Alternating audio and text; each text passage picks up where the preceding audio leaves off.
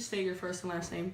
Richard Borison. Okay, so Richard, to my knowledge, you were an NFL player. Is this correct? Correct. And how long did you play in the NFL? About 5 weeks. 5 weeks. I signed as a free agent. Stayed 2 weeks in camp. Was released, and then I went back 2 games into the 1987 season to play with the Strikers. The Strikers? Yeah. So what team did you originally sign with? Dallas Cowboys. Okay. And So it is the team I you have a followed up. sense of what the culture of the NFL was like? There was no culture that we were made aware of. Players' lives were relatively private. You know, our exposure to the veterans was pretty limited, especially, you know, in my situation, being a player that crossed the picket line. Do you think there's an issue of domestic violence in the NFL? Well, apparently, you know, I would say yes. There's been a series of incidents, well publicized, and not to defend anybody, but you know, there is a certain culture of aggressiveness that is inherent in football players in general.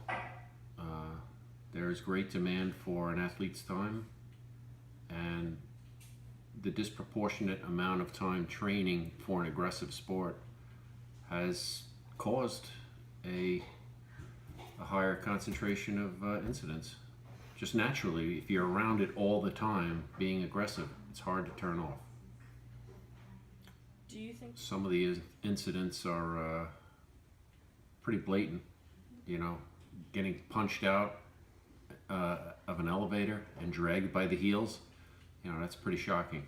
You know, by anybody's standards, that's full-blown assault. You know, how he, you know, doesn't go to jail for that is pretty shocking to me. Well, I have 4 children, ages 20, 21, 23, and 25. now, did they grow up playing sports? Yes, they did. Do you think that as a parent, you know, these players are obviously role models. Like, how would you feel if your children were growing up in a time where domestic violence is so prevalent in the NFL?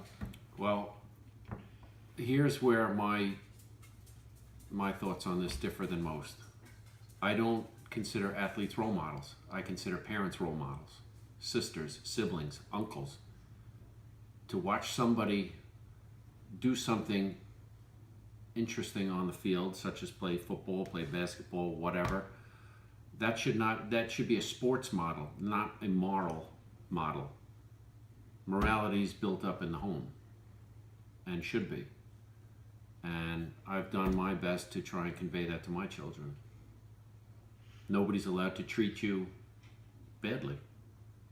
You know, nobody's allowed to be physical with you, be abusive to you. I certainly was not abusive to my children, you know, and I expect them to be the same to theirs. Does the prevalence of domestic violence change in any way how you perceive the NFL as a league?